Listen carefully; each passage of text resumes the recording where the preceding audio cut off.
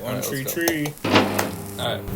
3, 2, 1. And welcome, everybody, back in person. It's been a long time. But we are here for episode number 133 of A Different Sports Show. I'm here with Kim. I'm here with Matt. I'm your one of 3 hosts, Thomas Axby. I need to stop saying I'm the only host because that is not fair to my guys. But we are here. We're ready to talk some sports. We're going to film, a couple episodes, get them to you guys, get consistent, get rolling because our LLC is finalized. Our studio deal is just about finalized. So we have a lot coming for you. So make sure you guys, subscribe, do all that good stuff because we got a lot. But first things first, I want to go to my guys. I want to see how you guys are doing. We're in person. Hopefully we keep the same intensity that we've had on Squadcast. But what's up? Who wants to take the floor? So I'll pop off first real quick. So, glad to see you boys, first off. First and foremost. Glad to see you. I'm super looking forward to eventually having our studio and doing this every week, few episodes a week. Hopefully we can bang some out. Bow. Pause. Yeah, we bang them out. Pause. I'm super happy to be in this position with y'all. But going into sports real quick. Yes. Just tuned in today. Shams hits my notifications. Okay. CP3's retiring this year. Officially, can we all say we saw it coming? Yes, of course. I did. He's putting up record low numbers. Of course, he's coming off the bench. He's getting minimal minutes, minimal play time. His statistics are minimal as fuck, inefficient. With as much as the Clippers need and him not getting the playing time, that just tells me everything that I know. Because they need something, and if he's not able to provide it, this is it. But with that being said, what a career. CP3, one of the best point guards of all time, one of the best 7, I can argue 5, one of the best 7 to 8 point guards of all time. What a career. Future Hall of Famer. That's just what I wanted to open up with. I like that a lot. I agree. He didn't win a ring, but at the end of the day, maybe he'll get traded into a position that he can sit on someone's bench and they win. But at the end of the day, I don't think that should define his whole career. I think if you actually break down everything in his playoff career, you can point to a lot of other people than his performance. He always performed in the playoffs. They just never got it done. And there's only so much a passing point guard can do to get your team in position. Like John Stockton, for example, didn't win a ring. There's only so much you can do. Chris Paul, he had to, run into the Lakers, or not dynasty, but the end of, them winning rings with Kobe, ran into the Warriors dynasty, ran into LeBron's prime. He ran into a lot. And then at the end of the day, I just hope that people, remember that he was a dog on, scoring, passing, defense. He did it all. But sometimes it's just not meant to be. Yeah. Listen, man, ring chasing is something that we kind of put as the pinnacle. But when you think about someone's career, and the highs and lows and what you get to see in the quality of play that was Chris Paul, it's a great career. You know what I mean?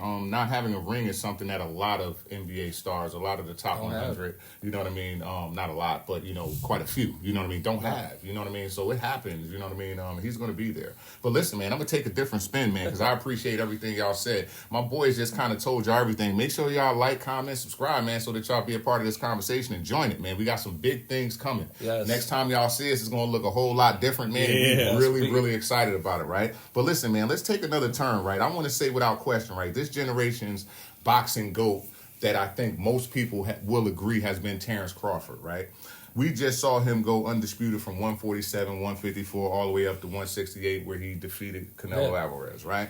But listen, I want to tell y'all about somebody to watch out for, pay attention, tell your friends to put some new money on. Listen, we talking about Jaron Boots Ennis, right? Philadelphia native, man. We already know about the shell defense and things of that nature, but listen, this guy is the total package. He isn't just like a welterweight and one of the best welterweights in the world. You know what I mean? He's also one of the fighters that people avoid. It's kind of crazy, right? Think about fighting, right? When we talk about boxing and things of that nature, it's always about what makes the most sense and what's going to make the most money, right? The crazy thing about this dude is that most fights, when it comes to him, they don't want their star to get crushed. Yeah. You understand what I'm saying? Like, he's one of those guys that'll totally embarrass you. Like, the funny thing... and that can put you on a bad trajectory if one of those fights happens. So yes, it's crazy. They don't want their fighters to get put in that position. Yes, because he's too talented for most of the top guys. Like, I think that Terrence Crawford would have been a great fight for him. You know what I mean? But now he's just moved over into the welterweight, whereas though he went from 147 to 154, just like Terrence Crawford, and just put dude out in the first round. Like, and it's kind of crazy because boxing's hard. Man. Yes, and he's mad young. It's one of the reasons why I love boxing like basketball, because it's a lot of individualism that goes into that. Well, it's purely individual. You understand what I'm saying? But with basketball, your individual talents, you know what I mean, will help the team. And but it is about your individual skill set. And then that's why, and that's why I want boxing to like thrive, and I hope they like fix the the narrative and everything about boxing. Yeah.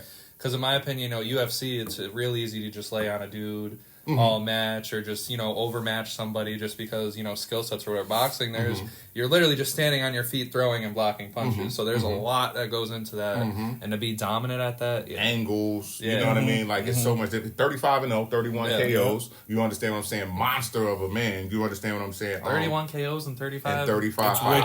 It's you understand crazy. What I'm saying? Crazy, you understand? Yes, as a monster. And I love when you got guys like this, like Bud and like him. It's just like when they're jumping weight divisions and still just demolishing their competition. That does something different to your body. It shows your versatility and like your commitment of what you're able to do outside and inside the ring, rather than just staying comfortable your whole career at one weight, going up and down in the standings because you're getting older, this and that. Nah, once you finish a fucking weight class, go to the next, smoke them. Finish a weight class, go to the next, smoke them. It shows great commitment. Yes, man. Yeah. And domination, you know what I mean? So if you can do it, let's do it. You know what I mean? So I'm telling y'all better go ahead and watch out if you haven't. You know what I mean? So how I want to open this is Matt knows the face. So I want to throw out some quarterbacks. Okay. And I want you guys to either agree or disagree with me. Okay. Why do you do this to us? So Lamar Jackson, right? We'll start there. Okay.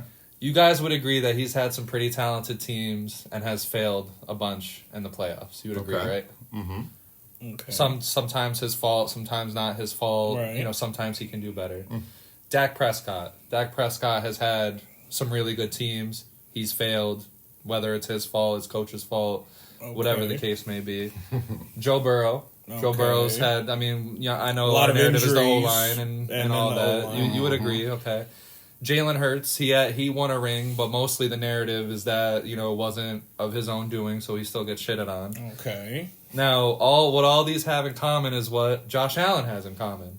Josh Allen has had some really amazing teams. Josh Allen has also failed in the playoffs, whether it's his fault, coaching, whatever have you. But who's the darling of the NFL? And which other quarterbacks get shitted on? The darling of the NFL? Yeah. Josh Allen. I would challenge you guys to change this narrative, because I think that Josh Allen is one of the most overrated quarterbacks that we have seen of our time. Is he talented? Yeah, I'm not saying he's not talented, but the way people shit on Lamar Jackson, the way that people shit on Dak Prescott, the way that people, shit on everyone that's not Patrick Mahomes, we need to start including Josh Allen in that bunch. He's not the second best quarterback in the league, and he's not the first. He stole the MVP from Lamar Jackson. He still doesn't have no success in the playoffs. I think he's pretty overrated. So, Cam, I know you're about to fucking tear him up. So let me just say this real quick. My boy Thomas has a very short memory, guys. So just his memory is right like this, right here. I know the cameras can see this. So I might need to take that when they traded Stephon Diggs and then ripped apart the receiver core, what was the narrative around the league? That Josh Allen wasn't going to be able to carry the offense, and he had nobody around him, and his true colors would show. And then what did he do? Did he carry the offense? Yes. Did they have any success? He went on to go deep into the playoffs and got hit again. He won the AFC, his division, 5 straight years. That's fine. Okay? But not everyone can win a Super Bowl, bud. Everyone you just named he won his division. Isn't winning the Super Bowl. But people were shitting on him, saying he won't be able to do this, he won't be able to do that, and he still did it. Yeah, he didn't win the title. Nobody said he was going to win he's not going to win the title. They're saying he's not going to bring this team to the playoffs. That was the narrative around the league, and then he overachieved that. Yes. So I don't know about he's a darling of the league. He doesn't get any slander. Yeah. He doesn't get any He does not get enough slander in comparison to those other guys. So listen, I'm going to do it like this for you real quick. You just laid it out flat. Lamar Jackson, and even in your preface, loses some of the games for his team, right? Josh Allen does that, yes. Josh Allen loses to Patrick Mahomes in the playoffs. And loses some... He loses to Patrick Mahomes in the playoffs, bro. That's where Josh... How many years in a row has he made in the playoffs? So what? 4 out of 5 times he's lost to... Okay. Listen, out of the 5 times that Patrick Mahomes has made it to the Super Bowl, these last times... He had to go through Buffalo. Buffalo had to come through KC, right? Or either way. The point is that Josh Allen's kryptonite is only Patrick Mahomes, where we know that sometimes Lamar's kryptonite, and listen, I'm not caping for Josh Allen right now, but my thing is that sometimes it is more of the collective around Lamar Jackson and Lamar Jackson more than it is for Josh Allen and him running into the playoff and championship ready Chiefs. You understand? And here's the thing. Like, real talk. That's all I can say. We are all Lamar over Josh Allen guys here. Don't get it fucked up. We're all Lamar Jackson over Josh Allen. Real talk. But I said we all are. Yeah. But it's just like, I feel like they all get their own level of hate. Yes. And they all get... Josh Allen deserves more. But that's immeasurable. All right. But that's immeasurable between it's just like, two. Yeah. You just got to go to a certain part of Reddit and Twitter. You're going to see it. Yeah. Well, I mean, because you could say, like, you know, he doesn't have the talent the past couple of years when he did have the talent, that's some of the best teams. But he was younger. But he was younger with that talent. But he was still MVP level. Right. Like, level, but he was level, but not there yet. You know what I mean? And he wasn't there last year. Right. Okay.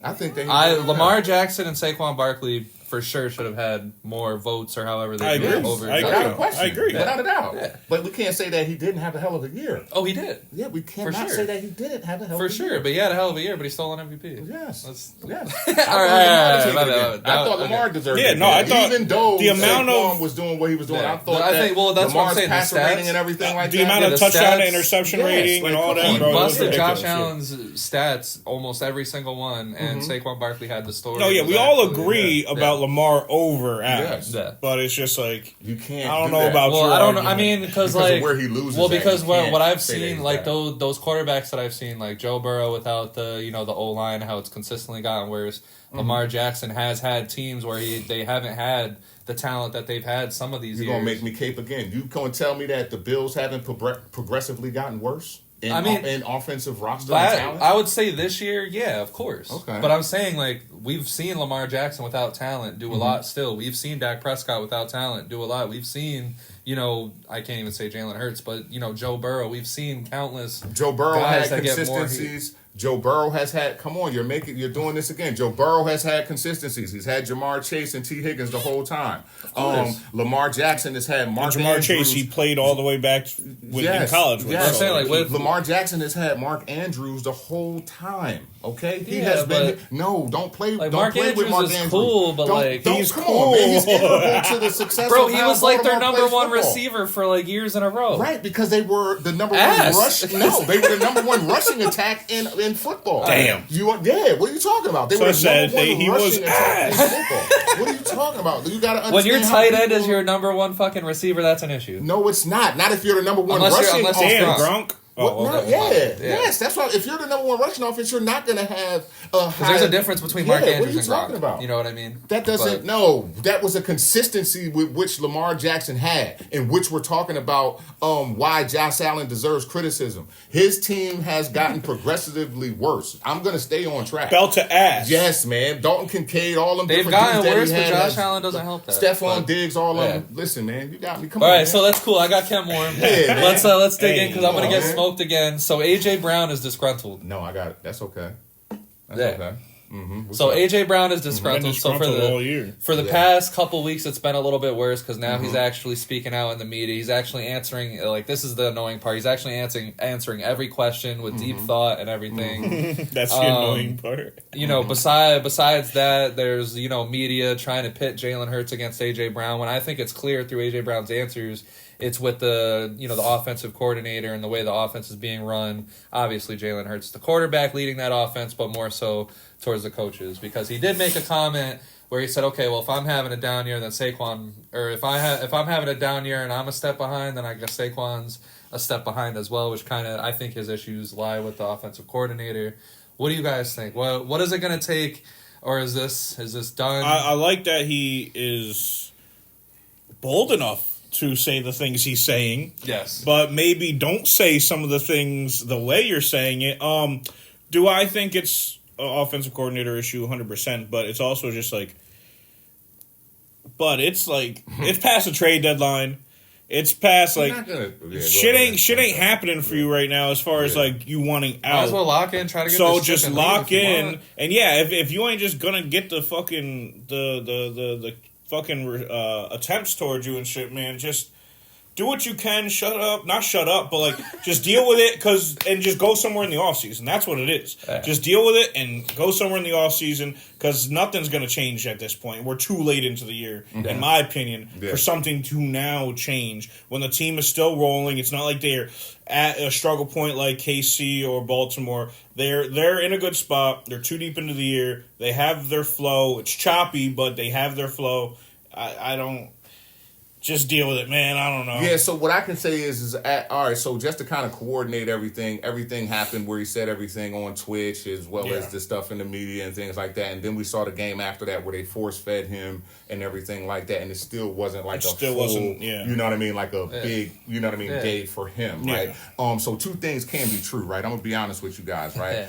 Two things can be true. You can be winning and there can be problems. Yes, right? 100%. Like, real talk. The truth is that, listen, without a question, he's still a top 7 receiver before the season, everyone had without in their top 5. Even with them being like this, he still is a top 7 we saw the receiver. Patriots dynasty, even when they were winning, there was still beef with Belichick and Brady almost the whole way through. Absolutely. And at the end of the day, right, I'm sure that he actually is okay with the W's because the W's are, at the end of the day, it helps him out. You understand what I'm 100%. Saying? But I think the yard productivity and things like that are also a part of contracts with his incentive-laden type of things don't help him. You understand what I'm saying? Like as far as his pockets go. But as far as his legacy goes, as far as the team goes, he's doing good because they're winning. You know what I'm saying? Of course. But for him, it's okay, man. Yesterday's price ain't today's price. Just because we won a Super Bowl last year, I actually want to win one this year. You know what I'm saying? I want to look good doing it. You know what I mean? Whether we winning or losing. You know what I mean? So get your head out your ass. And then, you know what I'm saying? That's my thing with AJ Brown is like he thinks that, and I'm talking about the coordinator gets your head out your ass. You know what I'm saying? AJ Brown shouldn't be pushed to say these things. You know what I'm saying? Like real talk. And I get it. You should be managing this better to where it doesn't get to this point. As a coordinator, as a coach, and this is why I always come down and say like this is on Sirianni because at any point Sirianni is a former offensive coordinator, one of the best that has even been in the league, but he refuses to take the offense when shit like this happens, and that always bothers me because it's like, okay, we're going to keep letting this go and keep letting this go. Now, if A.J. Brown has a bad game in the playoffs, how is this going to look? He's going to explode. Yeah, but we all lead different ways, and I think that's the issue with that. Like, I think that's the part with a lot of sports that I'm happy that we have developed something that we bring to the people. Again, make sure y'all like, comment, subscribe, and join the conversation. Hell yeah. But real talk, man, that's the thing. People lead different ways in what we want. You know what I mean? Yeah. And even what we know needs to be done sometimes, whoever is at the helm may not know how to fashion that, you know what I'm saying, or push that, you know what I mean, push that message, you know what I mean, especially if they operate in a whole nother way, you know what I mean, like if they operate a certain way and things get out of control, it's hard to kind of rear something. It's almost like your kid, if you start letting your kid cuss and then all of a sudden telling them stop cussing, you know what I mean, like they get in trouble at school for cussing, and then you're sitting here like like, you know what I mean, it's hard to kind of, you know what I mean, bring that back, you know what I mean, so 100%. In all truth, I think that's what it is with him, you know what I mean, I think that he's probably a brilliant leader because they've won Super Bowls and probably in how he delegates. But in what we want from him, knowing that he does have an offensive mind, is probably not where he is in his tenure of leadership. You understand what I'm saying? Where though it won't, the message won't even come right. You know what I mean? But probably how he delivers his current message. You know what I mean? It's crazy. That's why it's going to be so interesting to see how the season develops and ends because I think it's obviously clear. I mean, unless they have another collapse, which they did 2 years ago, I think it's clear the Eagles are going to take the division. But they're going to have their hands full with some of these teams in the NFC. Like, the Rams are going to be tough for them, the Seahawks. But before we go anywhere, now, can we spin this real quick, though? Listen, that happened before, right? What they rattled off, 10, 11 straight wins, right? It was like 10 straight wins, and then boom, just fell off a cliff. And then they just lost right? every single game. Listen, let me ask you something, right? Do you see, not when we're being objective, you made sure that you said that on the last time, like, no, even though I'm a Philly fan, you know what I mean? All right. How do you feel about that? What do you think? Either one of y'all, like, just real quick, what do y'all think? Is that something that is potential with them right now, even though they're winning? I'll say this. I think the last 2 games, and this is completely separate from the A.J. Brown conversation, yes. that defense has turned into one of the best defenses I've ever seen. Okay. It's crazy, right? We're talking about the Lions' offense, where if you shut down a portion of their offense, they can still thrive in many different ways. The whole thing was shut down. Like, they closed shop that day. Like, they weren't there. Like, you went to go get some snacks from their front counter, and you couldn't even get in the building. All right, so now let me layer my question. That means that this motherfucking week against Dallas is a this game, the Eagles and the Cowboys, is the most important game this season for both teams. Yes. And I'll tell you why. So Dak Prescott and that offense, if they some team needs to expose this Eagles defense, or they're going to probably run the board for the next just smashing you down, winning 19-7. You know what I mean? 19-16, and that's going to continue happening. But the Cowboys, for their season, for their sake and everything, this is a must win for them. Yeah. I think they can win, because the Eagles offense clearly isn't there. The issue is that the Cowboys defense is much improved, especially on the front line. Yeah.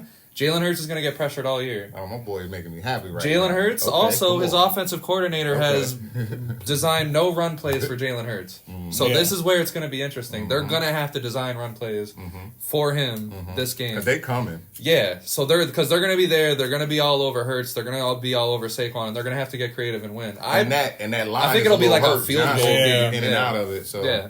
So we'll see what happens. But at the end of the day, it's going to be an important game. I just think the Eagles, when it comes to A.J. Brown, I wish he would stop, in the media, because it adds attention that the team doesn't. They need to figure it out internally. Right. If shit goes left, they fail, they don't win, then... See, I ain't want to keep talking about this, but you're going to prime me, man. I just want to say this. If it came out publicly, it already was said privately. Those is grown-ass men. So he... Like them grown-ass men. But that's what I'm saying. Trying to kill each other every Sunday. But the you think that he is not saying...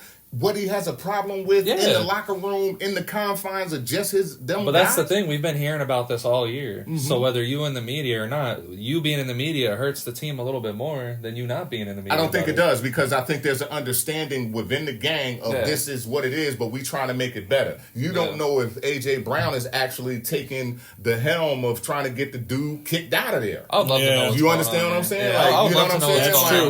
You don't know if he's actually taking, you know what I mean? Like, of getting dude out of there. Like, you know what I'm saying? Like, we don't know that. You know what I mean? Because in all truth, you know what I'm saying? Like, them dudes won and lost together for the past couple of years. Yeah. Right. Him coming out now, even though we seen him reading the book, and he said something and everything last year about reading the book and all that. Yeah. He doesn't have a problem addressing it when it is. So it's no way that I believe that this wasn't known internally. You know what I mean? And now it's a problem. I think that, you giving him a camera while the problem's still there, he going to say something. We have a lot of injuries in the NBA. Yeah. As I'm sure you guys noticed, I pulled up this ridiculously long list of things. So I'm just going to go quick around the big names that are injured right now. So, of course, you got Trae Young, Jason Tatum, Cam Thomas. So, I mean, if you want to include Grant Williams on that, but, I mean, the Hornets are a little bit banged up. Is he a big name? No, not at all. The Bulls, they have about 8 people on their injury report. The Cavs, they have like 3 people on their injury report. Max Strus being, one of them.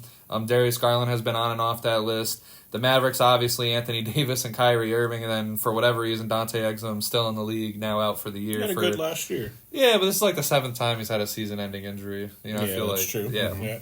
Aaron Gordon, Jaden Ivey, Tobias Harris from the Pistons. The Warriors, they have, Kuminga, DeAnthony Melton. The Rockets, they have Dorian Finney-Smith, Fred VanVleet, obviously. Pacers, obviously, with Tyrese Halliburton and basically their whole team. The Clippers with Bradley Beal, Derek Jones Jr., and Kawhi Leonard. The Grizzlies with Ja Morant, Jaren Jackson, Scottie Pippen Jr. The Heat, they don't have Tyler Hero. They just got Bam back, and then they have Rozier lost to betting purposes. The Bucks, Giannis hurt. The Timberwolves, they're finally almost fully healthy. Good call, Matt. Giannis. Oh yeah. Pelicans, they've been with and without Zion, Jordan Poole, DeJounte Murray. The Knicks, they've had their fair share of injuries now with OG out for a little bit. The Thunder haven't had Jalen Williams. The Magic have Paolo on and off the list. The 76ers, obviously Joel Embiid with everything that he's going through. They just got back McCain, who's not even getting minutes. The Suns, they've been without Jalen Green almost this whole season. Blazers, obviously, with Dame, and then it looks like their whole team is injured. The Kings with Sabonis. The Spurs with Castle, Harper, and Victor. Wemby, I don't know why. That's the first time Victor is crazy. Victor is diabolical. The Jazz, they have a couple injuries. The Toronto Raptors have been the healthiest team in the league all year. And now the Wizards, they finally got injured. It's because of the Midas team. What is going on?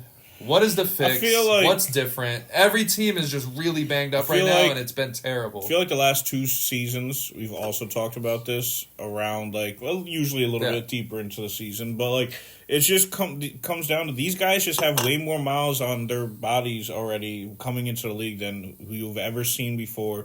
We've talked about this many of times. These guys obviously are on their high school team. Then in the summers are on their AAU team, and then they're doing pickup ball with pros at USCLA and this, that, and third at Rutgers, this, that, and third. So, or Rucker Park and everything. So, bro, these guys are living and dying by playing basketball day in and day out, 365, all the way up till college, all the way up till the NBA when they get drafted. So these guys, the miles on their bodies. There was a study, I don't remember the exact numbers or anything like that. It was done 2 seasons ago. That these guys have a 7-year NBA career already into their body by the time they get drafted. Yeah. So it's crazy. Because it's a similar thing with baseball pitchers. They already come in with a lot of miles on their arm. But also I think, and you have.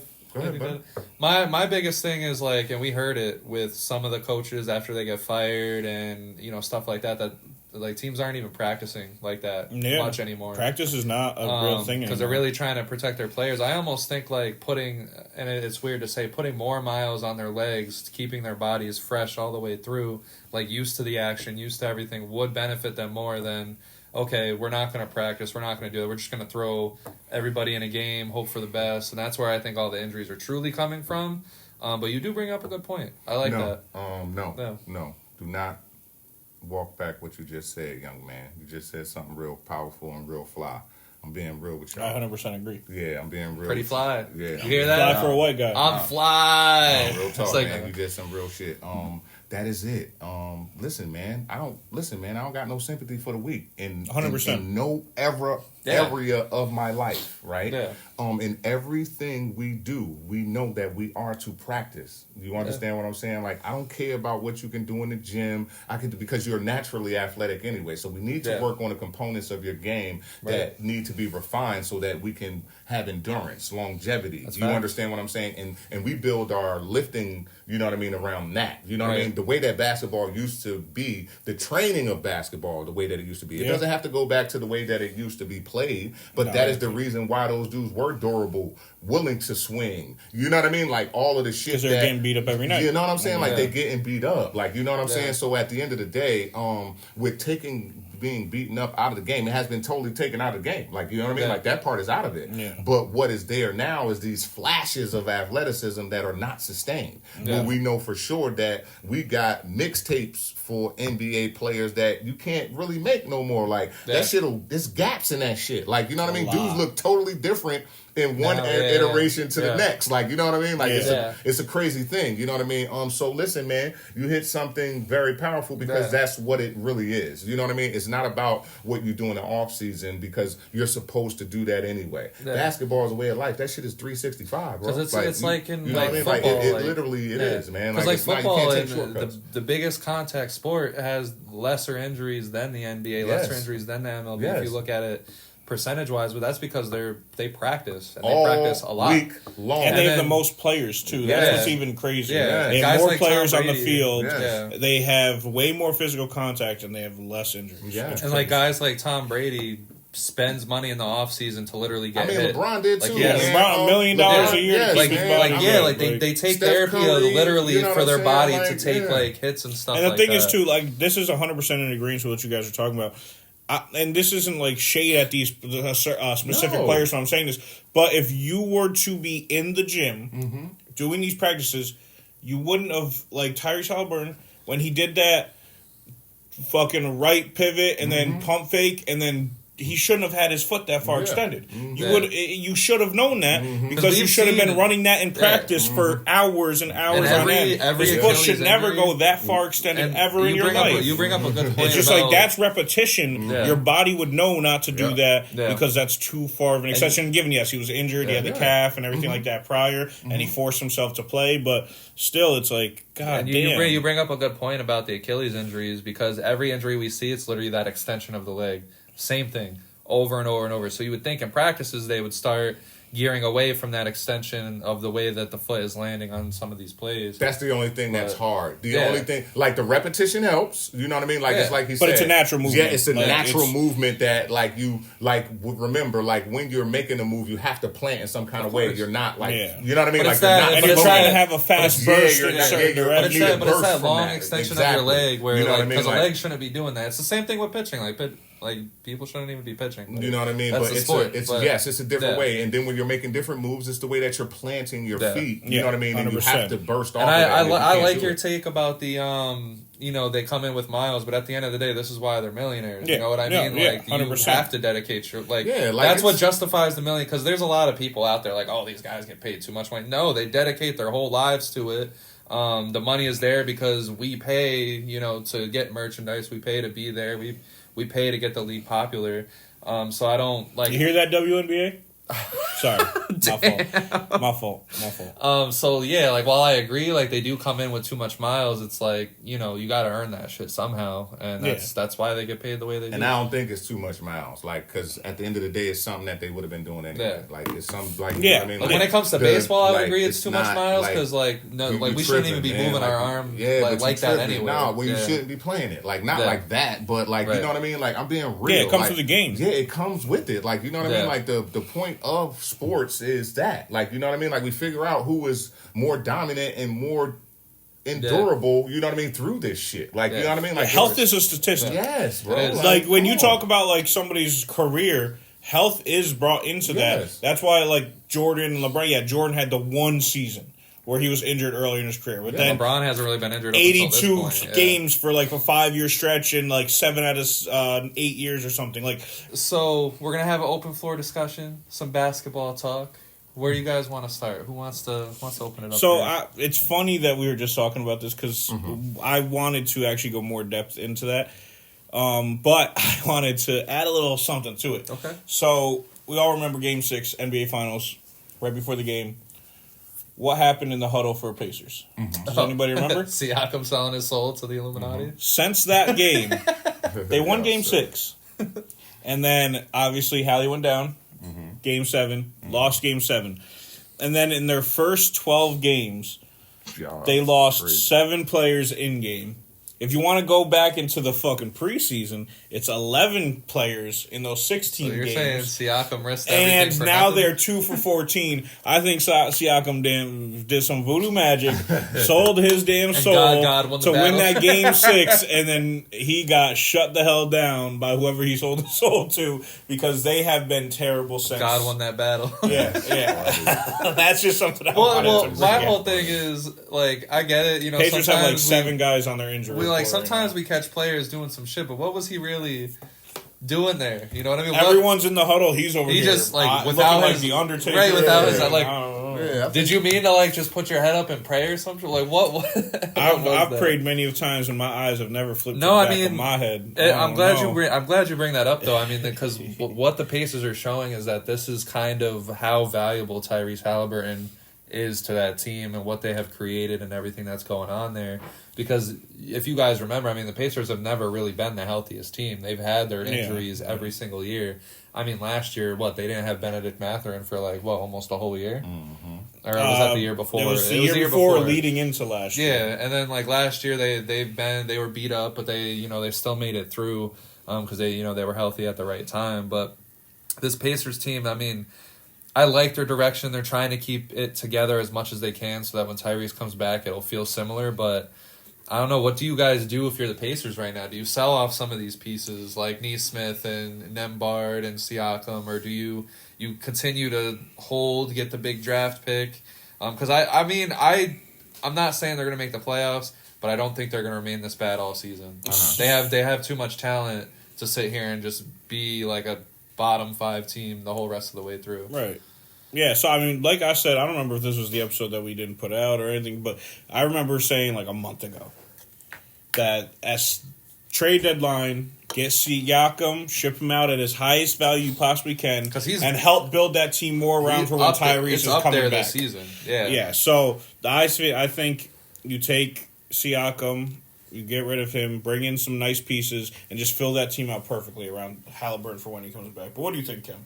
I'll say you've been quiet real quick. No, I was actually trying to get something together for my take. I was looking at some shit here, right? Okay. I actually got like the top 5 finishes so far this season, right? And I was going to ask y'all how y'all rated them, but I wanted to make sure that I had them right, the ones that I wanted to say to you. But anyway, as it pertains to like Indiana, what I would say is listen, the expectations of the roster coming off of the finals appearance, you thought that they were going to be able to kind of, you know what I mean, sustain a little bit without. Yeah, obviously not be over the top. Be like a play-in team. Absolutely, I totally believe because they got the talent. You know what I mean? Totally they showed that. Nembhard was going to be able to kind of. Yeah, you said Nembhard. Yes. We said I said Mathurin. Yes. I think you were talking about McConnell. No, maybe not. I don't know. I said Mathurin. Okay, yeah. So like we still had good hopes for this team. Absolutely, we had conversations about them as we try to do right with the expectation. But at the end of the day, I think the injuries. I don't even know what you get. Right. You know what I mean? We're trying to sell off some of this. Do you understand what I'm saying? I think Siakam has to be a no-brainer because he's killing it. I mean, I get it. I think Siakam's the only one you sell That's off. it. Like anything else, the rest of that team is young. You can get more. There's more Siakams in the league. Just a bigger guy that can control the court and everything. I think the rest of that team you keep packed. Yeah, you let Siakam go ahead and still have a chance to win somewhere while that's 100%, being fixed up. You know what I mean? Because they is chipped up, bro. Did you see Nesmith landed on Robinson Earl's ankle and sprained his knee off of it? I'm like, your players are injuring each other. Like, what's going on? Yeah, they play hard. What I want to open this with is the Oklahoma City Thunder. Okay. They are 16-1. Yeah. They don't even have Jalen Williams hasn't even touched the floor yet. This is actually insane at this point. And I get the league's beat up, but they're beat up too. So you can't really say that. You know what I mean? Shea, you could say free throws. He's not even leading the league in free throws at this point. So you can't really say that.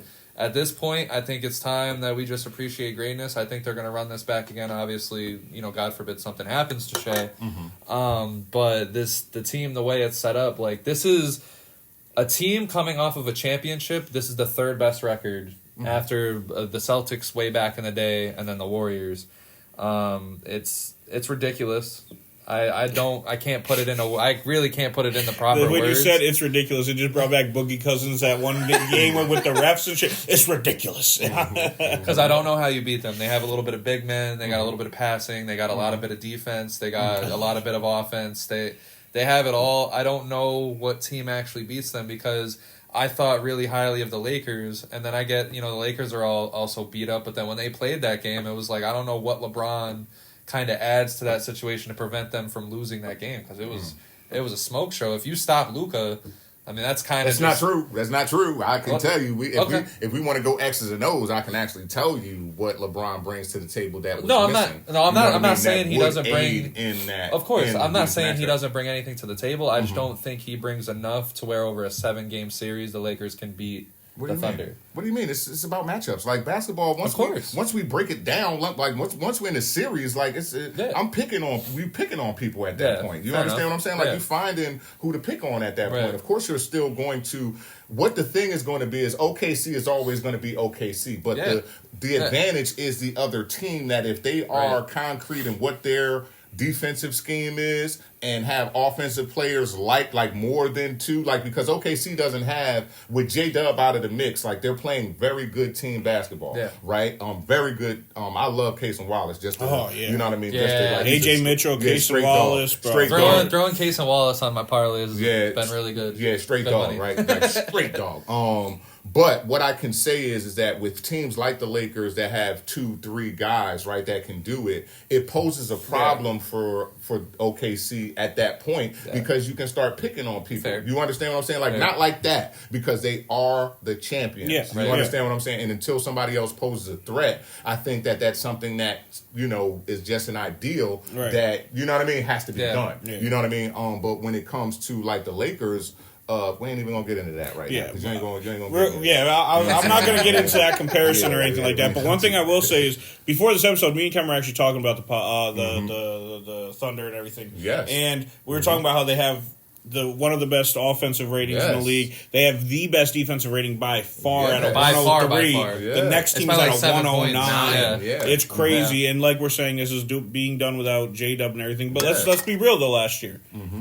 They got brought down to Game 7 by Denver and by the Pacers. So let's not act like this is like running the table. Yeah, this is a team that swept the whole Western Conference and then beat the Indiana in 5. This isn't this isn't like the 2017 Warriors or anything like that. I'm not saying like comparing the two teams, because this team is way better defensively than that team ever could be. Yeah, but dominance. But just dominance. This isn't a team that right now has shown that it's pure dominance. Now, the only other take that I have before, I know you have a couple, you might have more. No, come on, let's cook. I kind of, I want to I'm going to swallow my pride a little bit, and yeah, I'm swallowing pride, ayo. I want to shout out the Phoenix Suns, man, and I want to shout out Devin Booker. I was absolutely wrong when I said that he wasn't a guy or he wasn't the guy. I just think he fell victim to the Phoenix Suns building a completely, and I feel the same way about KD. The Suns built a completely goofy team around those dudes. I want to let you finish, but listen, I want to let you finish, but remember something. There are certain people.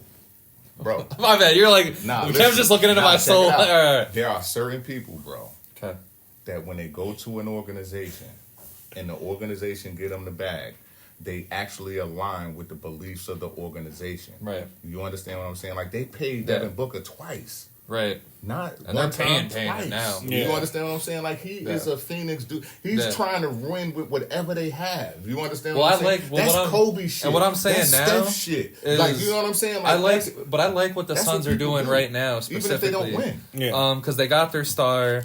But he has, Dylan Brooks and Grayson Allen have been better. Grayson is a beast. Yeah. Like, Grayson low-key is a monster. Yeah. Always been a low-key monster. He's been an asshole, but he's been a monster. Yes. For sure. But that's the same thing with Dylan Brooks. Yeah. That's the thing with Dylan Brooks. Dylan Brooks has been an asshole. And that's the identity of that squad. Yeah. And I don't know, they have so much depth. Double-digit PERs almost all the way through their rotation. Yep. Royce O'Neal has been a fucking concrete veteran for that team. They actually have a good big man rotation right now. Yeah, their depth has been insane with, Gillespie, and then they're getting, random things like Iguodaro. Hopefully I'm saying that right. Also Iguodaro. Jalen Green, he came in and he showed, some and quick then he little went strides. Back out. But I like where they're at because, one, they're playing with house money all year. Yep. No one believes in them. They probably, I don't even know if they believe they could win a championship, but they're going to fucking raise hell in the process of doing so. But Devin Booker has shown some real good leadership this year. Stuff that I have not seen from him before. And I get it, he wasn't, the guy that should have been the leader in those prior teams. Chris Paul, Kevin Durant, blah, blah, blah, blah. I think he should have led when he was with Chris Paul, though. Of course. And that's what I was asking from him is to, he was still young, step up, take that over. He was still young, though, but we agree with that. Sure. I just think, if they can do it right this time, because that's the issue with the Suns, is they go all in. And it's not a bad thing to go all in. It's just the way they go. They go all in so fucking recklessly every time. Because they had the team built. They had, Booker, Cam Johnson, Bridges. They had that little court, DeAndre Ayton. I didn't want to include CP in that. But then all of a sudden, they just started going crazy. Just like they did back with Steve Nash and Amari and shit. They just went fucking nuts. And they end up with these crazy teams that can't be, salvaged, whatever the fuck. Salvaged.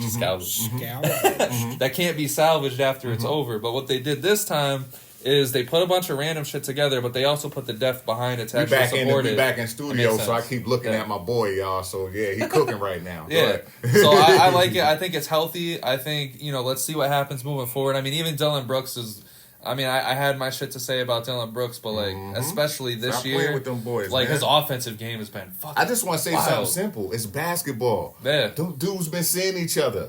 Yeah. They've been seeing each other. It's not like you know what I mean? Like they've been seeing each other. It's basketball, bro. Yeah.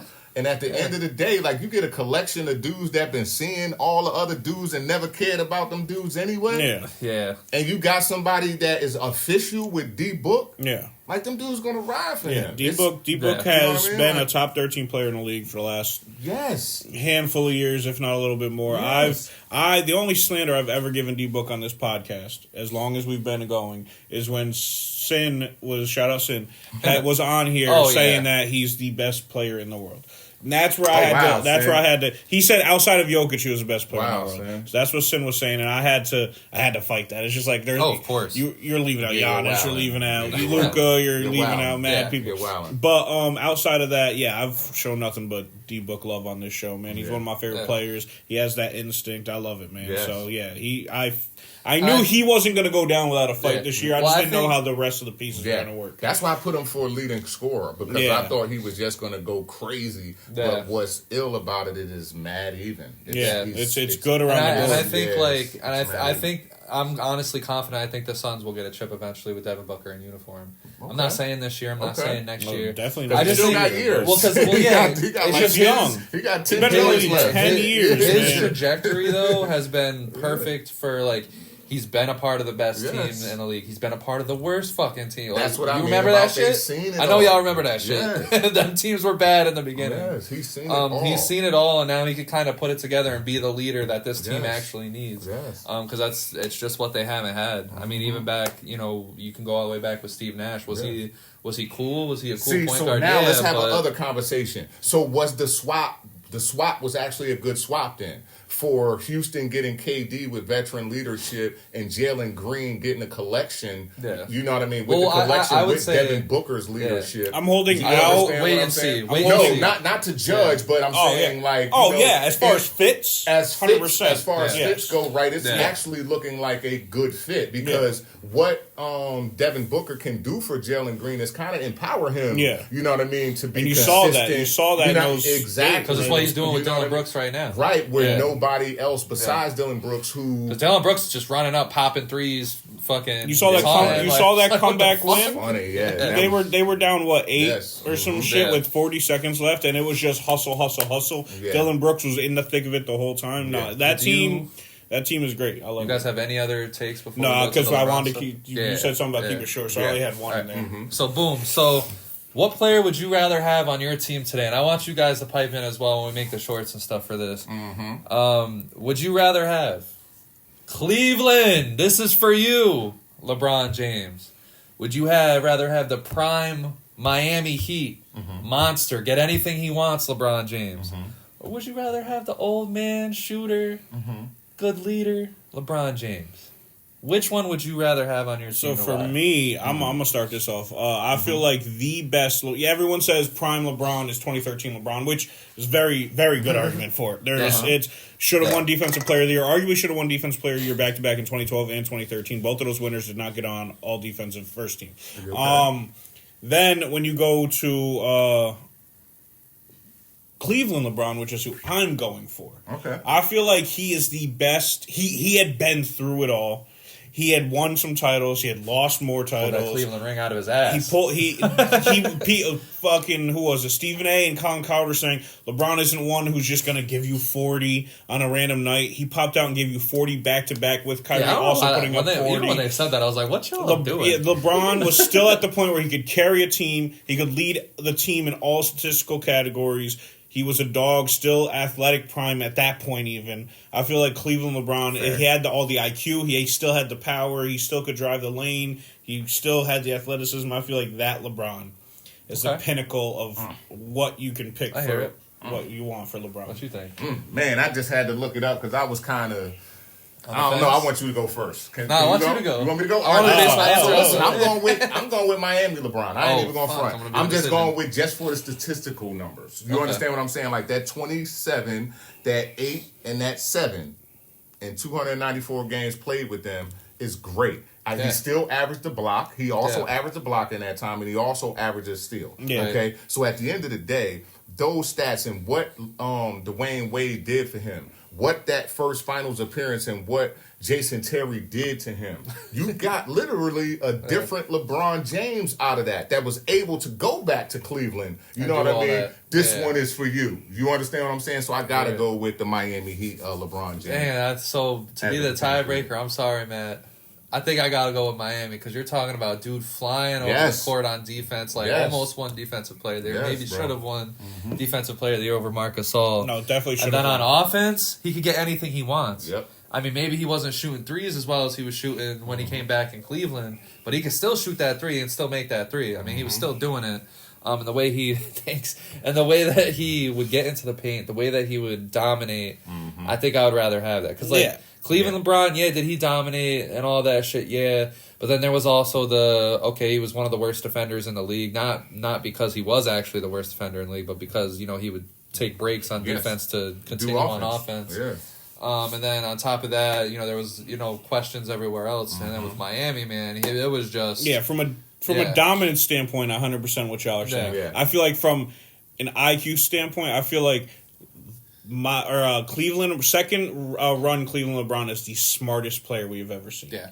That's just what I feel it is. And so if I were to have somebody to lead my team... offensively. Yes, smartest, 100%. Yeah. If I were to have somebody who were going to lead my team for the next fucking 5-10 years, I would pick him and just... If I were able to pick the roster around both of them, I would just pick him. Now, if any one of y'all out there got an argument for Lakers, Bron, I would love to hear it. Oh, I would love to hear it. And we're Lakers fans. Yes. It'd be interesting. I mean, I'm sure there's arguments out there. Maybe you'd want the grizzled leadership, the guy that can take a step back and let other people can hit 5 threes a game, shit but like that clutch. I don't know. But given it wasn't an option, but if any of you are taking first run Cleveland LeBron, let us know too. Yeah. So, quick question as we get into football.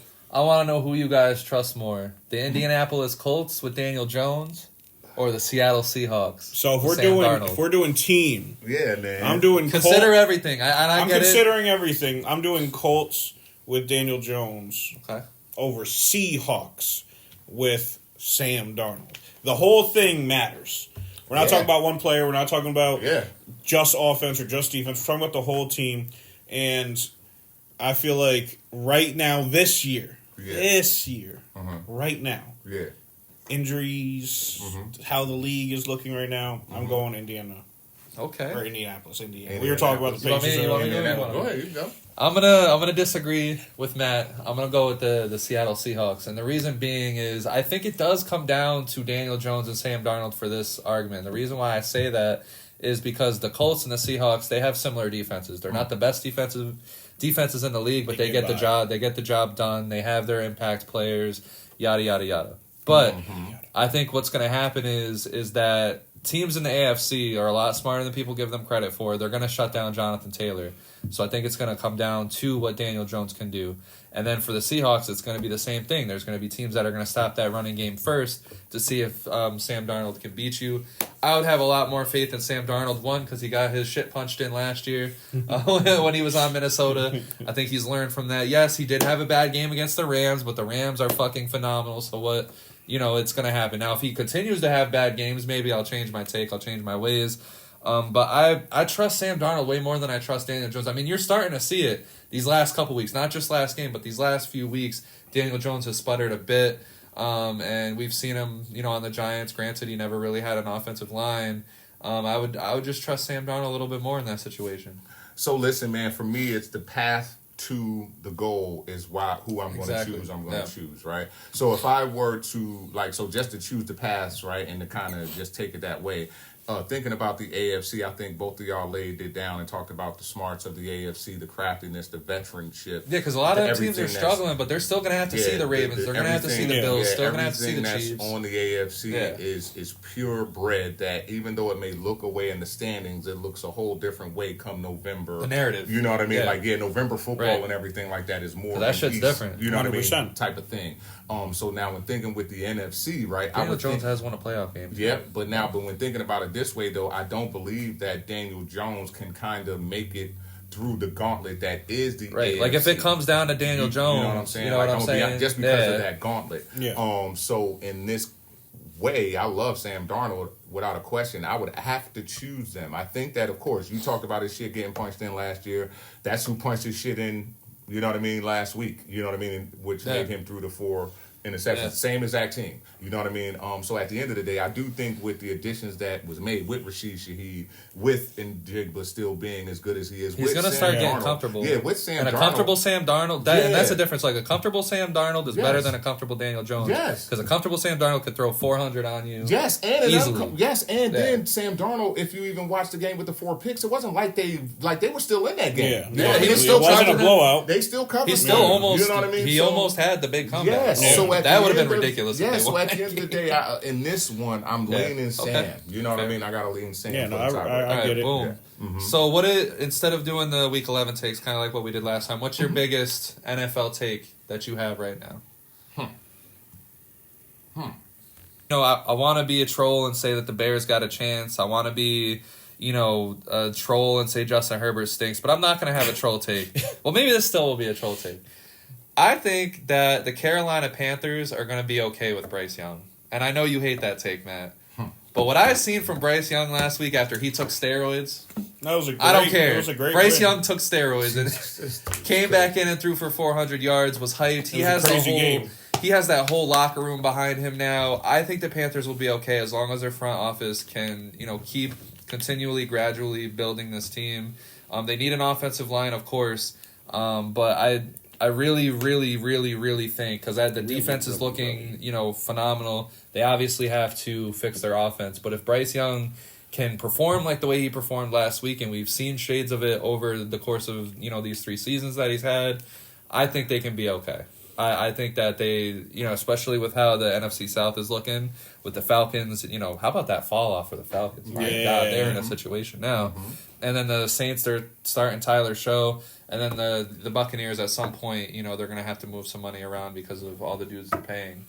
I do think the Panthers, I think they could fare well eventually. Hey, man. Well, I'm going to take a different turn then. I'm going to go with not like that. Not like that. Not like that. I'm going to just take a different turn, right? Because as I was talking about how we're getting into Week 12, right? Just think about this, right? Houston put the beats on Buffalo, God, right?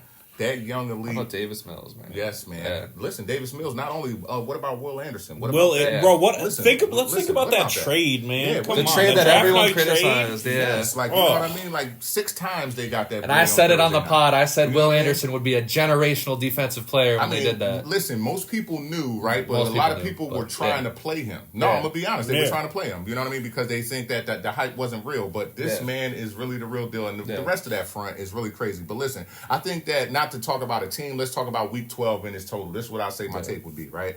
I think defense is starting to take the league back, right? We already know. We just kind of talked about. Y'all just highlighted what defenses did to high-powered offenses. Because you got the Eagles defense, Rams defense. Like some of these defenses are really coming alive. This is going to expose which offenses are fraud-proof and which are a system. Yes. Right? And dependent on the system, right? So let's see if this is a pivot point. You got the weather kicking in, right? The shit we was talking about a little bit earlier. Snow games. Jameis Winston famous for thank God I get to play in some snow. Yeah, we got them in conference matchups that them 2 times that people got to see each other. Yeah. Some of those are at the end of this right now. Yes. You know what I mean? It's kind of crazy. So at the end of the day, I'm looking to see what happens. You know what I mean? Let's see what if the advanced metrics stop lying to all these folks and everybody stop worrying about all these passing yards and all this. Because listen, this is where it gets down to the because we had out of all the games last week, I think we only had like 4 good quarterback games, like actual good, legit quarterback games out of the 30 teams that played. Defense. And just to talk on the Texans before we move on, Houston, please in the offseason address your O-line. Please. You're literally watching. And someone tried to argue with me, and I said, you literally got handed a generational quarterback. Mm-hmm. Y'all made trades, y'all did all this, but you have a generational quarterback who's now missing his 3rd game, or missed his 3rd game with a concussion, and that shouldn't be happening. Not at all. He got hit so hard because he's been getting hit all year. Fix that. You guys have built something really healthy. Everyone's growing together. Like, most of this team was rookies that have all kind of just elevated together. There's there was no veteran presence on that team when that shit kicked off. And I mean you had Diggs, but at the end of the day, protect your quarterback. Please. We see it too much around this damn league. Because, like, obviously there's teams like, the Bengals that they put some people in there, but this Texans team, they did not try. Right. They have, hands down, the worst offensive line in the league. And if you're going to continue to put C.J. Stroud in front of this offensive line, you're going to ruin a career and I don't that know can how bring many you to more the promised years land. You got out of, Nico Harrison, man. Nico Collins, man. Excuse me. Oh, man, sorry, man. And that curse is not on you, literally.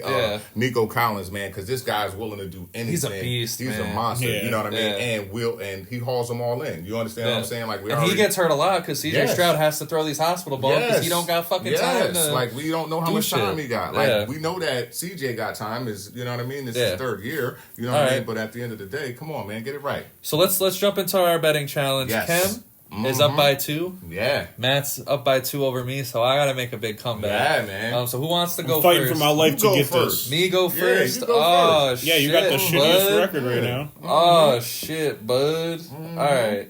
So I'll start this off. All right, so I got the Bengals spread plus 7.5 against Pay. I'm not saying they're going to win. I just think the Patriots have been playing a lot of close games.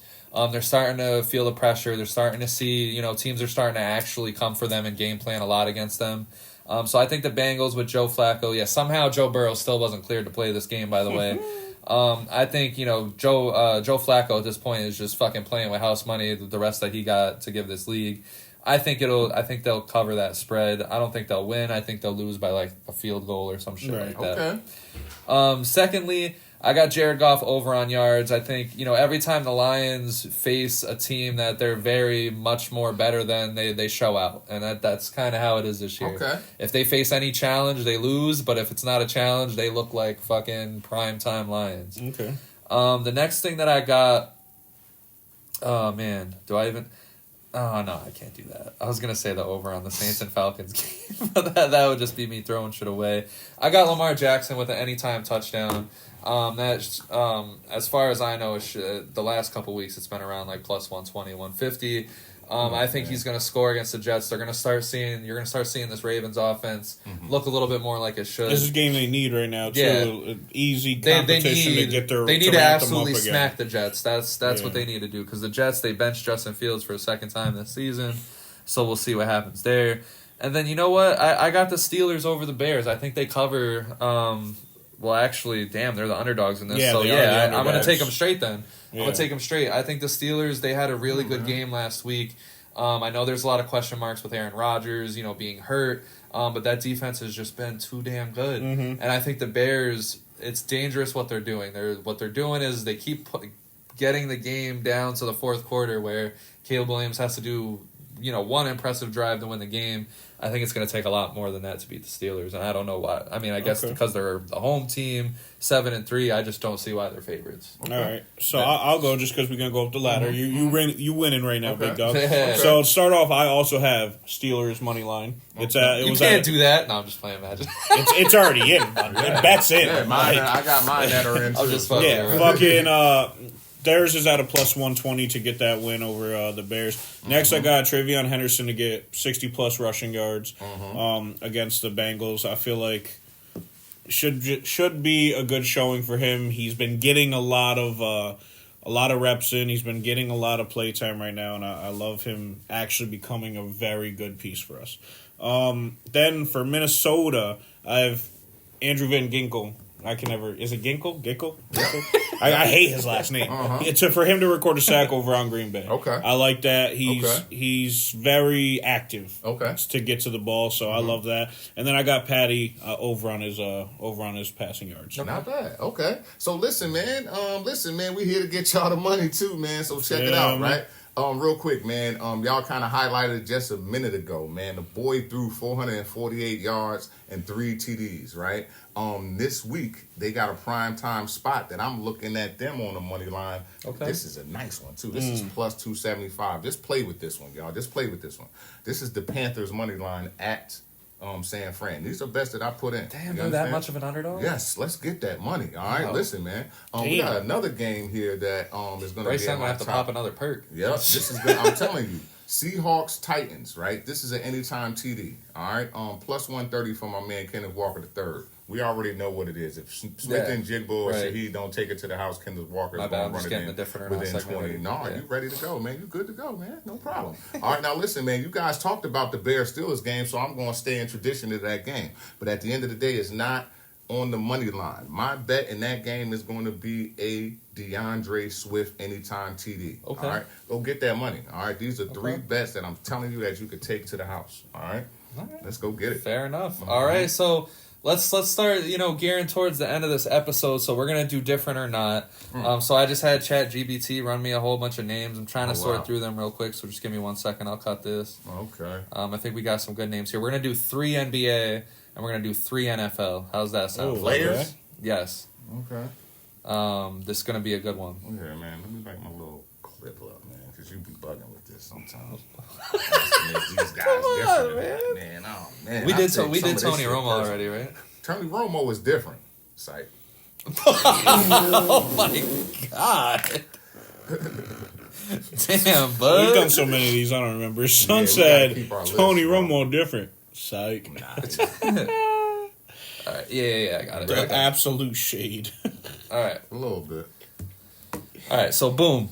Chris Webber. Oh, wow. Famous college incident. Listen, because we got to go from college through the NBA. Yeah. His whole career. Yes. What do you guys think? See, I've mentioned Chris Webber multiple times on this pod, and you and V-Man used to shit on me for mentioning him. And I love Chris Webber. Why they used to shit on you? Because they be Chris Webber, but I just don't acting like he ain't shit, and it pissed me off. I mean, it's not about it's not that he ain't shit. I just don't think he holds that candle to a lot of the greats. He a top 10 a lot of people put them there. He a top 10 power forward of all time, arguably. Arguably, that's the thing. I mean, that's because I would have to think about it right now off the top of my head. Yeah. But he probably is. I'd say he's probably in that 8 spot. Maybe. Yeah, bro, you bugging a little bit, Tom. Okay, but is he different or not? I think you know my answer. See what I'm saying? You see what I'm saying, guys? The hate for Chris Webber I'll answer it needs to stop. I'll answer it real. I think he's different? No, but at the same time, I'm not saying he's ass. I'm not saying he's not an elite just ball player. Just preface it. That's all. I just don't think he holds that candle to some of these players that we're putting in as different. Okay. So with all that being said, I love Chris Webber. I love this game. I love the rivalry between Sacramento and LA in the early 2000s. I'm also going to say he's not built different. But that's with me loving his game. He was way ahead of his time. He could pass, rebound, shoot, run the floor. He could do so much. He played defense. So Chris Webber played 15 seasons for 5 teams, including the Kings and the Wizards. He's averaged 21 points, 10 rebounds, and 4.5 assists in 831 regular season games. He was selected to 5 All-Star games and also won Rookie of the Year. Not different.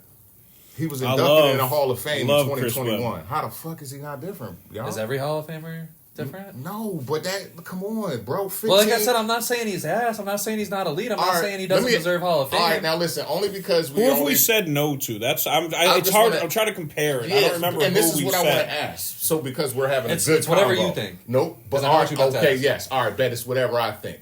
And we just got to have 2 out of 3 for them to get in. All right, because I'm thinking that, listen, God damn it, I'm saying yes. Yeah, because we might have some people. I've had to think about it. Fuck, what are you doing, man? And I'm going to give you a preface, I love Chris. And I'm going to give you a preface, too, Matt. Check it out. Because we got some people that we will put in here for a micro that even if you put their 5-year micro into his 15 years and break it down, no, we're good. His 15 years is going to be better. Yeah. Do you understand what I'm saying? Like that's 2 generations that you got clips of, bro. Yeah. Like, come on. So you're saying he's different? Yes. And other than that incident, congrats, Chris Webber.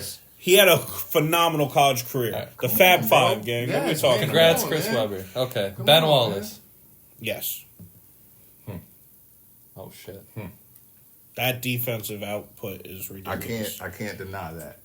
Okay. That's ridiculous. I can't deny. Yeah, no, I'm gonna say different, just for being as short as he was, but as dominant as he was as a center, and that's defensively, 6'9". that's different. Yeah, but listen, I don't have a problem with that. We can agree unilaterally, but I want to make sure that we gonna start going through checkpoints because it's no way, Matt, because you already was down with Chris Webber. It's no way that you would be for him, yes, king, and be willing to put Ben Wallace because in there Ben Wallace's over, defense outshines anything Chris Webber has ever done.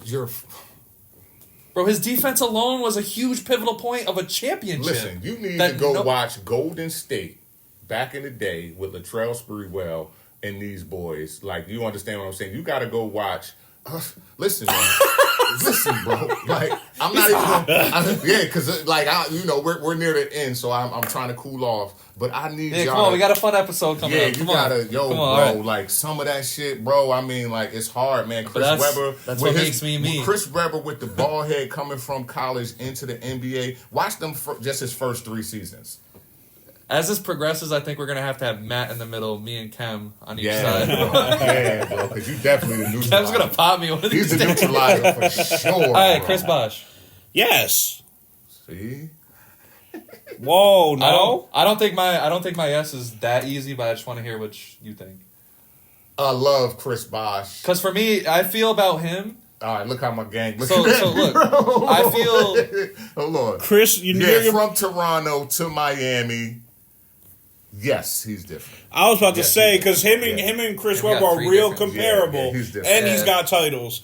I was gonna say, he's different. Yeah, I think if he did not, because he took a back seat and could have actually. He was a 25. He was a 25-9 guy. He could have ended up. Yeah, that's what I just had up there. Yeah, you know what I mean. My thing with Chris Bosh is I feel like if he didn't, but I can't say if he didn't. But if he didn't go to Miami, I don't think he'd be different. Yeah, like if he didn't win those rings. Yeah, because we saw him take a clear back seat, and we don't know how much he would have. But you convinced me with that back seat argument because it takes a lot to take that. Yes. And at any given night, a top 10 player in the league to just take that back. And seat at any given night, he could step up and still be the number 1. Give you 25, 30. And also, when LeBron left, he went back to averaging 19 and 21 in those 2 respective seasons before the blood clots. So this is good. So we got 3 for 3 so far. Okay, Phillip Rivers. Doc, son.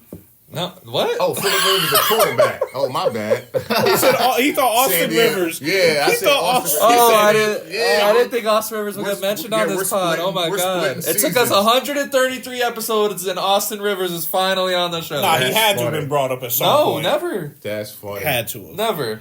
Had to have. Yeah, man. With all the shit I talked about Doc, I definitely brought up Austin at some point. We probably said his son sucks. He was doo-doo. One of the great high school Phillip players. Rivers, though. Yeah.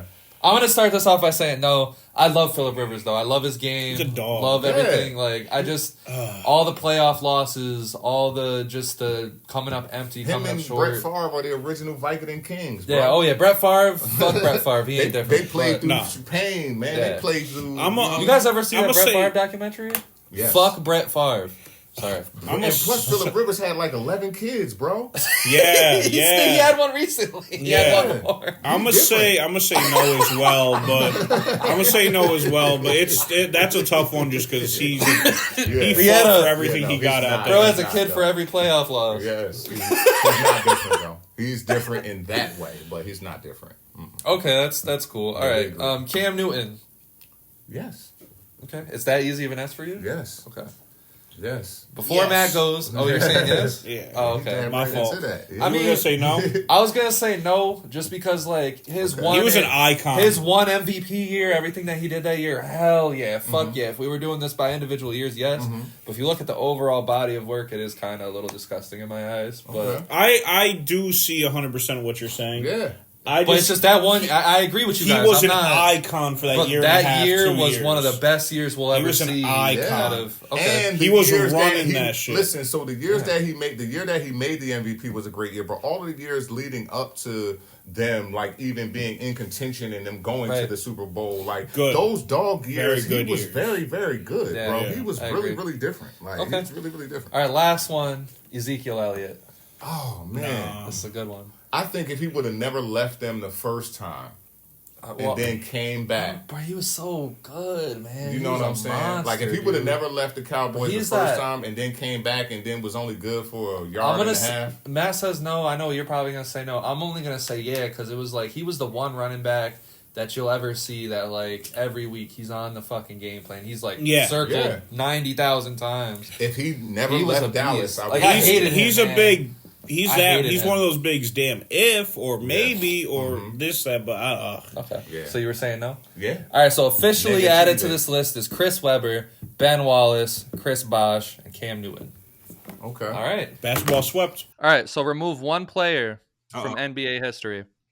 Thank you. What? 4 options. Okay. Oh, we options. Fuck. Tim Duncan, Kobe Bryant, Shaquille O'Neal, Kevin Garnett.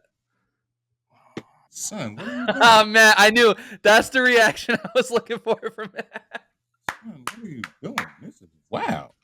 Why would you say that? Why would you have to put one of these good brothers on a chopping block, man? Saying, like, what? So if I had to pick one, I'm gonna go off the top just because I kind of been watching basketball just a little bit longer, right? Just a little bit, right? Give me those 4 one more time. Tim Duncan, Shaquille O'Neal. Tim Duncan, Kobe Bryant, Shaquille O'Neal, Kevin Garnett. And Kevin Garnett, right? So listen, right? And I don't want to make this too long because I actually went on a crazy rant that I know it will be edited before y'all get this. So please make sure y'all like, comment, and subscribe so that y'all can join the conversation, right? So what I would say in this take, right? It would have to be Tim Duncan, right? The reason it would be Tim Duncan for me, listen, I love the titles that he was able to grab, but I also believe that he was able to benefit from the system more than any of these other players that are on this list. Okay? That's the reason why I would take him out. All of the other players we know individually, achieved greatness, whether they were in systems or without. But we do know that Tim Duncan, was able to benefit from the Greg Popovich system his entire career. So that's the only reason I would actually take him out. Okay. Yeah, let me just get my hatred for this out real quick. We already know how much I love KG. I literally went on a rant last episode. Love KG to death. He is the lowest ranked of these 4 in my all-time list. But you take KG out of history, you take one of the greatest finals in NBA history out of play with one of the other guys on this list, Kobe Bryant, Celtics, Lakers, 2010. So that also already hurts something that's embedded in my memory bank. Shaq and Kobe brought me into the league. It made me love the game. Obviously, then Kobe and Pau made me really dive in depth into everything about the league. The bane of my existence is the Tim Duncan talk over Kobe. Kem just said Tim Duncan has benefited the most from a system, and I fully agree with that. Do I think Tim Duncan would have been bad anywhere else? No. Tim Duncan's an all-time great. Big fundamental. He got everything down pat. But I feel like if you put Tim Duncan on those Timberwolves teams, you put KG on those Spurs teams. Oh, my God. The conversations, of course, would be exactly Skittles. So I'm gonna drop Tim Duncan as well, and that's not hate. Everybody, don't come from me. I hate that question. So I mean, the obvious answer here is Kevin Garnett, but I'm happy I'm muted. Well, the obvious, I mean, muted? If you're a casual and you use fucking rings and everything, I think the obvious answer would be Kevin Garnett. But I'm gonna fucking give us a full agreement of fucking Tim Duncan because I agree with Cam. I feel I would love to as much as it was sports excellence, as much as I respect Pop and respect Tim Duncan, respect that whole thing, I would love to remove that whole thing from history. They robbed a lot of rings from a lot of players that I wanted to win.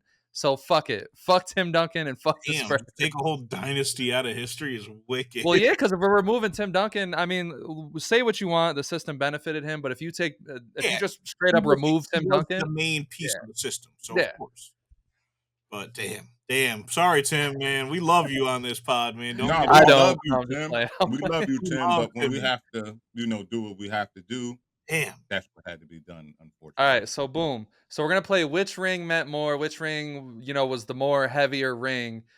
So kind of like in a would you rather fashion. So which ring do you think is more important to NBA history, to the lore of basketball? So we're gonna start with this: the 2011 Dallas Mavericks and the 2006 Miami Heat.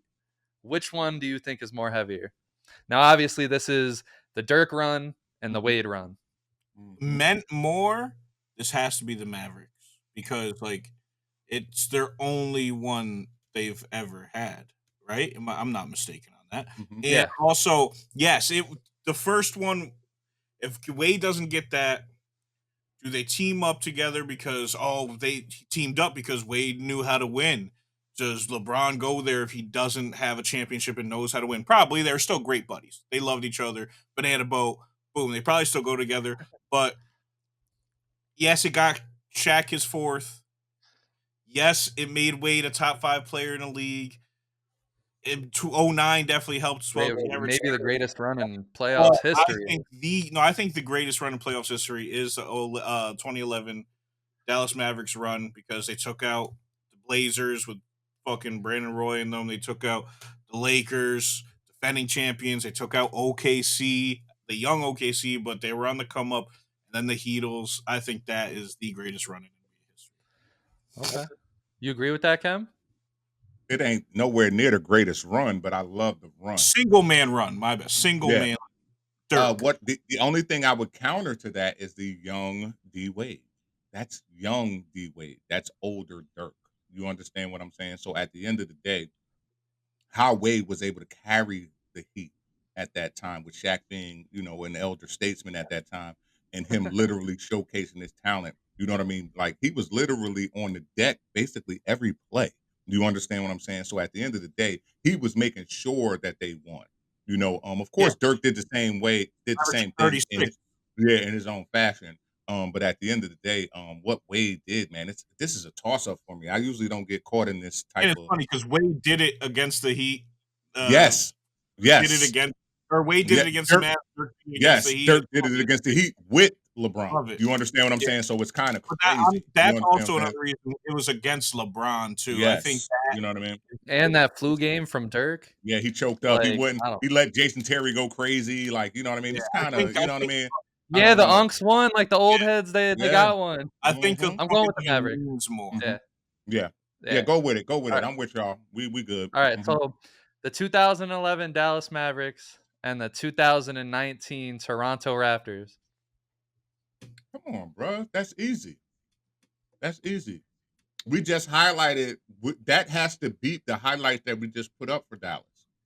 And in no way could it. So I mean, just to preface it, so the Toronto Raptors, obviously the first ring for Canada for Toronto. Kawhi, the 1 year run. But they did beat the hobbled Warriors at the end of it all. That's the only thing that's holding me back is they beat the lucky bounce against the 76ers. Yeah, that's the only thing holding me back. It's the Warriors were so depleted, but it's also was the end of their legacy. That championship ended the legacy of the Warriors until obviously 2022 when they went back and won it all. But bro, the leading up to it, the shot against Philly, and just 7 games against Golden State. Yeah, I love it. I feel it. I feel it. This could be none of the. Nope, I don't believe so. It's no way. I think it's 2011 Mavericks. The matchups, the matchups that the Mavericks actually had to play against was way different than the lucky shot. You know what I mean? I think the Western Conference lucky shot, the Mavericks had to run up against. Yes, I think the Mavs wins it. Yes. All right, so boom. So now I'm about to make your head hurt, Kem. The 2011 Dallas Mavericks and the 1998 Chicago Bulls. Come on, stop playing with that, man. That's the 72 win Bulls, bro. You're not gonna, you know what I'm saying? Like, you're not gonna play with me with that. I knew. I think it's the Bulls all the way. Yeah, bro. That was their sixth. That kind of like capped off Michael Jordan's legacy. It all ended after that. They ended on a ring. Like, come on, come on, man. And get Brian Russell. The shot. Come on. Yeah. Now this is gonna be crazy, Matt. This is for you. The 1998 Chicago Bulls or the 2010 Los Angeles Lakers? Both of these were the endings to stories. Yes.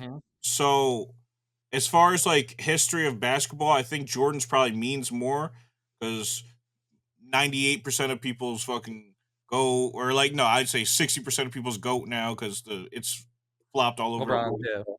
But 60% of people's GOAT's final fucking ring, this and third, 6 for 6, Kobe 5-2, fucking did it without Shaq. Finally beat the Celtics. 2 out of 3 years, won the finals. But then Kobe's story keeps going on for another 6 years. And the story continues, and it's a bad end to the story as far as injuries, the failed super team, this and a third. Yeah, the Wizards happened for Jordan, but I feel like most important piece has got to be the Bulls teams as much The as Bulls. me. Okay. All right, we all agree with that. All right, so boom. I mean, Kem didn't even talk. Kem, you obviously agree with that, right? All day, like it's nothing. Okay. And then to even try to talk about what he was going to say, like that's crazy. You know how many firsts and all that we gave up for that failed super team with Steve Nash and all that? That punk ass nigga played 65 games with that bad back. Like, come on. Back by carrying groceries. Come on, man. All right. So this one, I think I know the answer to this. So the Golden State Warriors, 2022, and the Chicago Bulls, 1998. Chicago Bulls. That 2022 ring don't mean much to me outside of it gives people way more room to talk about Curry over Magic, but I feel like the Bulls ring by far. Okay. Yeah. My man did. All right. So boom, this is a good final matchup. I was hoping for this. 1998 Chicago Bulls, 2016 Cleveland Cavaliers. That's the greatest finals I've ever watched. I'm not gonna say in history because there's a lot of finals before my time that I have not watched. I've watched a bunch, but there's a lot I haven't. But it's the greatest finals I've ever watched. Game 7, down 3-1. LeBron back-to-back 40-point games. LeBron and Kyrie both having 40-point games.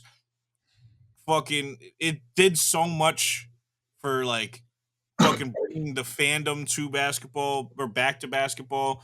I personally would go 2016 just because I watched every one of those games live, and it was a story going on that year that meant something to me. But I can obviously see the 98 Bulls. But that's fire. So listen, man, I appreciate that because man, I don't really have to combat too much because he's finishing it for me. But what I can say, that was one of the great finals, right? This is another reason why a lot of people kind of put the crown on LeBron and things like that when seeing him. You know what I mean? Because of that. But what I can say is he also talked about the storyline to Michael Jordan winning his final ring. It's a story that goes around that they say that the pizza that they gave him in the hotel was deliberately. No, I'm being serious, bro. Like, not trying to be funny. That's a real story. You know what I mean? That the food that he ordered, they messed with his food, and then he was sick. You understand what I'm saying? Like, and then he came out and still played, and to actually hit that shot. You know what I mean? Like in the timeout before and all that, where he damn near passed out.